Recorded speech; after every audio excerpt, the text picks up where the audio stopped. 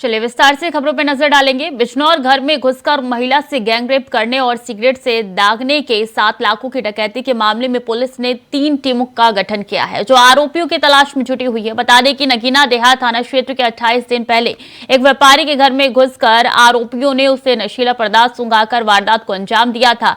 वहीं मामले में पुलिस ने केस दर्ज करने की जगह पीड़ित को थाने से भगा दिया था, जिसकी जानकारी लगते ही एसपी ने कार्रवाई करते हुए नगीना देहात थाना प्रभारी को लाइन हासिल कर दिया था। फिलहाल मामले में कार्रवाई तेज हो गई है। अब देखने वाली बात यह होगी कि आखिर पुलिस आरोपियों को कब तक गिरफ्तार कर जेल पहुंचाती है। जहीर अहमद ज्यादा जानकारी के साथ जुड़ चुके हैं। जहीर, काफी वक्त हो चुका है, अभी तक कोई कार्रवाई नहीं, आखिर ऐसा क्यों? बिल्कुल, देखिए मैं आपको बता दूं, अगर ये घटना की बात की जाए तो 2 ये घटनाएं हैं। एक घटना है 28 दिन पहले इसी परिवार के साथ हुई थी, जब बंधक बना करके लूट का आरोप इस पीड़ित परिवार ने लगाया था और थाने में जाकर के तहरीर दी थी। पुलिस ने कोई कार्रवाई नहीं की थी। एक घटना परसों शाम की है 7:30 बजे की, जब मंगलवार को शाम 7:30 बजे क्षेत्र का प्रतिष्ठित व्यापारी अपने परिवार, बच्चों और माँ के साथ दवाई लेने के लिए धामपुर गया हुआ था। घर में उसकी पत्नी अकेली थी। देर होने की वजह से वो नहीं आ पाया था। लगभग 7:30 बजे 5 हथियारबंद बदमाश घर के अंदर पड़ोसी के रास्ते से घुसते हैं और महिला को बंधक बना करके नशा सुंघाकर उसके साथ दुष्कर्म करते हैं सामूहिक, और कम से कम 17 से 18 लाख रुपए की डकैती डालते हैं। स्कूटी, एलईडी, सोने चांदी के जेवरात और कैश लूट करके जो है डकैती डाल करके, और महिला को सिगरेट से दाग करके चले जाते हैं। इस पूरे मामले में पीड़ित ने जब सुबह में पुलिस से शिकायत की तो पुलिस ने तहरीर तो ले ली, लेकिन तहरीर को बदलवाने का लगातार प्रयास किया गया। जो पीड़ित का आरोप है कि शाम तक पुलिस उसे टहलाती रही, कभी घटना छोटे करने के लिए कहा गया, कभी उसे इधर से उधर टहलाते रहे, कभी घटना को संदिग्ध बताते रहे। देर शाम जब मामला एसपी के संज्ञान में आया तो एसपी ने पूरा मामला के संज्ञान लेते हुए केस तो दर्ज करा दिया और साथ ही लापरवाही बरतने में जो नगीना देहात के एसओ है उनको लाइन हाजिर कर दिया। फिलहाल एसपी ने 3 टीमों का गठन कर दिया है और जल्द घटना के खुलासे के लिए बदमाशों की तलाश के लिए 3 टीमें लगातार पुलिस से लगी हुई है। जी तो जहीर, जिस तरीके से आप बता रहे हैं कि केस को कम करने के यहाँ पे पुलिस के द्वारा लगातार दबाव बनाया जा रहा था, भगा दिया गया था पीड़ित लोगों को, तो क्या इसमें पुलिस की भी मिली भगत है? एक बड़ा सवाल ही खड़ा हो रहा है।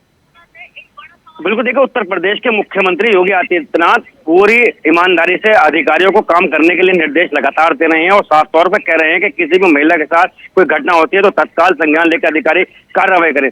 देखिए इतनी बड़ी घटना हो गई, डकैती हो गई, लूट करके सामान ले गए, महिला के साथ सामूहिक दुष्कर्म हो गया, उसके बाद पुलिस के अफसर उस मामले को बजाय कार्रवाई करने के, बदमाशों के खिलाफ कार्रवाई करने के मामलों को दबाने में लगे, तो कहीं ना कहीं पुलिस की कार्यशैली पे एक सवालिया निशान तो जरूर उठता है। अब जब मामला बड़े अधिकारियों और एसपी के नॉलेज में आया है तो कहीं ना कहीं कार्रवाई की बात की जा रही है इसमें। जी क्या वही लुटेरे जिन्होंने 28 दिन पहले एक पूरी वारदात को अंजाम दिया था? अब देखिए ये तो जांच का विषय है कि वही हैं या कोई और हैं, क्योंकि पुलिस ने शुरुआत में अगर कार्रवाई सख्त की होती तो कहीं ना कहीं पीड़ित परिवार का साफ तौर पर कहना है कि दूसरी घटना उसके साथ ना घटती। इतनी बड़ी घटना होने के बाद पुलिस कहीं ना कहीं लापरवाह बनी रही और वहाँ गश्त बढ़ाने का नाम का आश्वासन दे दिया गया, कोई कार्रवाई वहाँ पर नहीं की गई, बदमाशों की न केस दर्ज किया गया, न बदमाशों की तलाश की गई। मोहल्ले में ये दोनों घटनाएं हुई हैं? परिवार एक ही घर के अंदर 2 घटनाएं हुई हैं। ये एक 28 दिन पहले की घटना आरोप लगा रहा है, उसने तहरीर लिख करके दी है, और एक परसों शाम मंगलवार की शाम की घटना है। जी हाँ, तो यहाँ पे पीड़ित परिवार की तरफ से क्या कहना है? परिवार का साफ तौर पर कहना है कि वो पुलिस के ऊपर लापरवाही का आरोप लगा रहे हैं। उनका साफ तौर पर ये कहना है कि इतनी बड़ी घटना हो गई और पुलिस लगातार हमें टरकाती रही, कोई कार्रवाई नहीं की। अब पुलिस के जब आला अधिकारियों में, जब एसपी के नॉलेज में ये मामला आया तो एसपी ने घटना स्थल, जो नीरज कुमार जादौन बिजनौर के एसपी हैं, उन्होंने घटना स्थल का निरीक्षण भी किया, अधिकारियों को दिशा निर्देश भी दिए और एफआईआर भी दर्ज करा दी। साथ ही जो थाना अध्यक्ष है उनको भी लाइन हाजिर कर दिया और 3 टीमों का गठन कर दिया कि जल्द घटना का खुलासा किया जाए। जी ठीक है सही, अब देखना होगा कब तक कार्रवाई होती है। बहुत बहुत शुक्रिया आपका तमाम जानकारियों के लिए।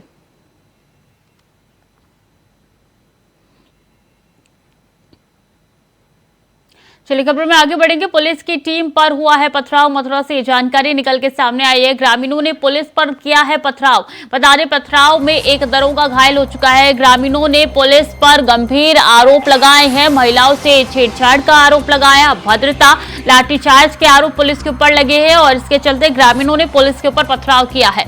2 दिन पहले गाँव में एक कार ने भारी मारी थी टक्कर और 3 लोगों को कार ने टक्कर मारी थी, जिसके बाद से वो गुस्सा भी पुलिस के अंदर लगातार यहाँ पे ग्रामीणों के अंदर देखने को मिल रहा है। और हादसे में एक महिला की मौत हुई थी, 2 लोग घायल। इलाज के लिए एक युवक की भी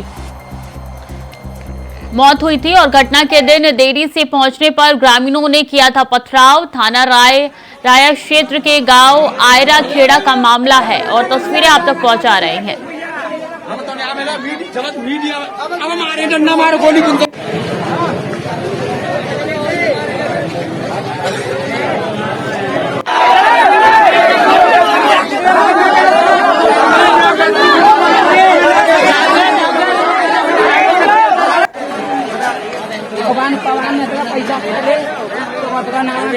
मोहम्मद फारूक ज्यादा जानकारी के साथ जुड़ चुके हैं। फारूक, ये पूरा मामला क्या था और अभी स्थिति कैसी है मौके पर?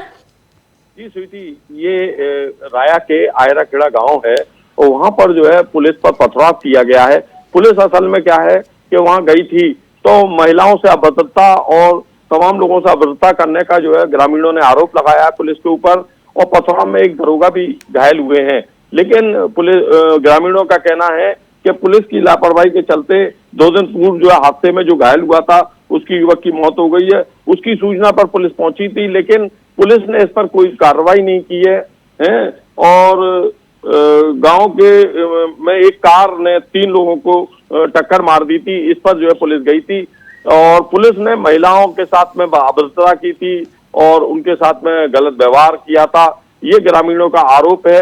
इसलिए ग्रामीण आक्रोशित हो गए और आक्रोशित होने के बाद में उन्होंने जो है पुलिस पर पथराव कर दिया और पुलिस उस पथराव में एक दरोगा भी घायल हो गए। जी स्वीटी, स्थिति क्या है मौके पर? अभी सब कुछ शांत है या अभी भी हंगामा हुआ है? जी स्वीटी, अभी स्थिति शांत है। पुलिस की कई कंपनियां, पीएसी की कई कंपनियां लगा दी गई हैं। पुलिस वहां मौके पर लगी हुई है और गांव में एसपी देहात तरगुन बिसेन का कहना है कि वहां पर जो भी आरोपित हैं जिन्होंने पुलिस पार्टी पर हमला किया है उनको उनकी जो है जांच की जा रही है, उनके विरुद्ध मुकदमा लिखा जा रहा है और उनके खिलाफ जो है सख्त कार्रवाई की जाएगी।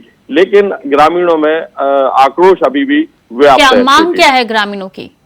ग्रामीणों की मांग है कि पुलिस द्वारा जो है जो कार चालक थे उनके खिलाफ कोई कार्रवाई नहीं की गई और पुलिस का देर से पहुंचना, ये ग्रामीणों के अंदर इसको देखते हुए आक्रोश पनप गया। जी तो पुलिस ने क्या उनको गिरफ्तार कर लिया है जो चालक थे जिन्होंने टक्कर मारी थी? जी अभी किसी की गिरफ्तारी इसमें नहीं हुई है। एसपी देहात तरगुन विशेन का कहना है कि जल्दी जो है इसमें गिरफ्तारी होगी, पुलिस पार्टी पर हमला करने वालों की भी और जो कार से टक्कर मारने वाले लोग हैं उनकी भी जल्दी गिरफ्तारी की जाएगी। ठीक है, बहुत बहुत शुक्रिया फारूक आपका तमाम जानकारियों के लिए। हंगामे की तस्वीरें आप तक पहुंचा रहे हैं किस तरीके से यहाँ पे हंगामा किया जा रहा है ग्रामीणों द्वारा, क्योंकि पुलिस पर आरोप लगे हैं कि पुलिस ने महिलाओं के साथ अभद्रता की है, छेड़छाड़ की है। खबर में आगे बढ़ेंगे। मथुरा श्री कृष्ण जन्मभूमि मामले में इलाहाबाद हाई कोर्ट ने आज अहम सुनवाई होगी। ये सुनवाई हिंदू पक्ष की याचिका पर होगी जिसमें मांग की गई है कि यहां भी कोर्ट कमिश्नर और एसआई सर्वे कराए जाए। मुस्लिम पक्ष ने इसका विरोध किया है। हालांकि करीब 1 महीने पहले हुई सुनवाई में सुप्रीम कोर्ट ये मांग ठुकरा चुका है। तब सुप्रीम कोर्ट ने कृष्ण जन्मभूमि शाही ईदगाह मस्जिद परिसर के वैज्ञानिक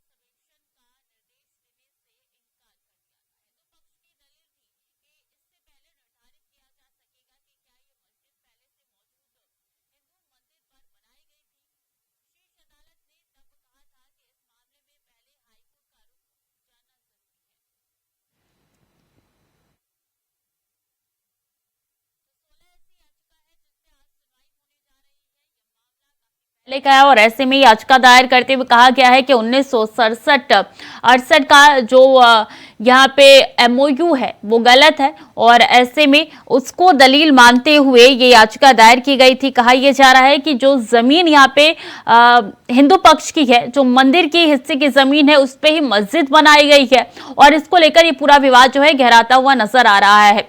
मई में इस मामले पे सुनवाई हुई थी, 2023 के मई में इस मामले पे सुनवाई हुई थी। अब देखिए ये मामला जो है हाई कोर्ट तक पहुंच चुका है और आज सुनवाई होने जा रही है। रायबरेली में अवैध पटाखा फैक्ट्री में विस्फोट हो गया है जिसमें 4 बच्चे घायल हो गए थे, जिसमें से 2 बच्चों की मौत हो गई। वहीं घायल बच्चों को इलाज के लिए केजीएमयू में भर्ती कराया गया है। वहीं घटना के बाद ग्रामीणों ने शव को सड़क पर रखकर जमकर हंगामा किया और अवैध पटाखा फैक्ट्री संचालक के घर को जमींदोज करने की मांग की है।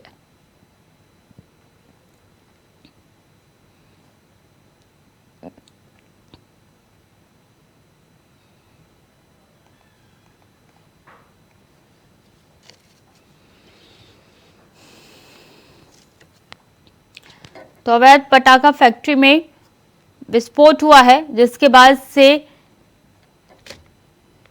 2 बच्चों की मौत हो गई और 2 बच्चे झुलस गए हैं इसमें, जिसका इलाज अस्पताल में चल रहा है।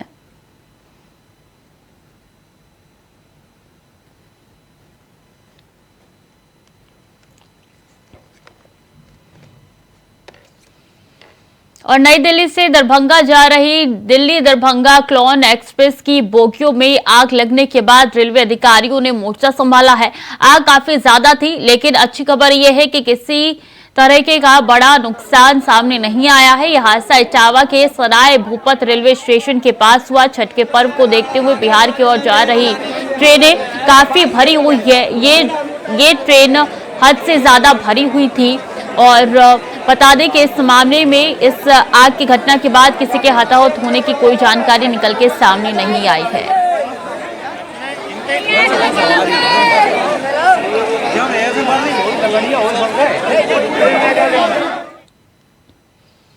रायबरेली में फिर दिखा है तेज रफ्तार का कहर। अनियंत्रित ट्रक ने मारी है एम्बुलेंस समेत कई गाड़ियों को टक्कर। मरीज को लेकर लखनऊ जा रही थी एम्बुलेंस और ई रिक्शा के उड़े हैं पर कच्चे हादसे में 4 लोग घायल हुए हैं। मील एरिया थाना क्षेत्र के सारस चौराहे की घटना है। अनियंत्रित ट्रक ने मारी है एम्बुलेंस समेत कई गाड़ियों को टक्कर। ई रिक्शा और एम्बुलेंस के ऊपर खच्चे उड़ चुके हैं। बता दें कि ये तेज रफ्तार का कहर एक बार फिर से रायबरेली में देखने को मिला है। तस्वीरें आप तक पहुंचा रहे हैं। देर रात की घटना है। ई रिक्शे की पर खच्चे उड़ गए हैं। एम्बुलेंस भी क्षतिग्रस्त हो चुकी है।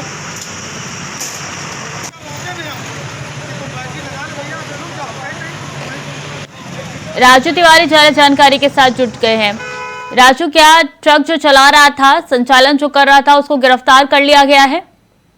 बिल्कुल, बता दें कि पूरा मामला रायबरेली के शहर कोतवाली क्षेत्र के सारस चौराहे का है, जहां पर एक एम्बुलेंस रायबरेली एम्स से लखनऊ के लिए मरीज को ले जा रही थी और उधर से ही एक ई रिक्शा आ रहा था।